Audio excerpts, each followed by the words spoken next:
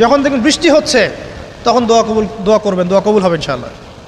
দোয়া করার আগে একবার বলবেন আলহামদুলিল্লাহ, কমপক্ষে একবার বলবেন আলহামদুলিল্লাহ রাব্বিল আলামিন, একবার কমপক্ষে।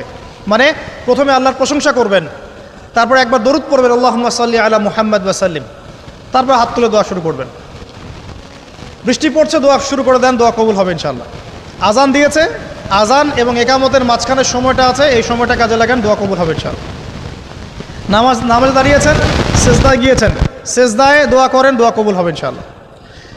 প্রশ্ন করে অনেকে যে ভাই সেজদায় কি বাংলায় দোয়া করা যাবে? হ্যাঁ যাবে, যদি আপনার নামাজটা নফল নামাজ হয়। কোন নামাজ হয়? ফরজ নামাজে করবেন না, নফল নামাজে করতে পারেন ইনশাআল্লাহ। সেজদায় বান্দা আল্লাহর সবচেয়ে কাছাকাছি থাকে, এই সময়ে বেশি বেশি দোয়া করতে রাসূল সাল্লাল্লাহু আলাইহি ওয়াসাল্লাম তাগিদ দিয়েছেন। দোয়া করলে ডাইরেক্ট কবুল হবে ইনশাআল্লাহ। পিতা মাতার খেদমত করে দোয়া করেন, দোয়া কবুল হবে ইনশাআল্লাহ। এখন তো পিতা মাতার খেদমত মানুষ করতে চায় না। এটা সেই যুগ যে যুগে পিতা মাতার সাথে দাস দাসীর মতো আচরণ করা হয়। সন্তানরা ভুলে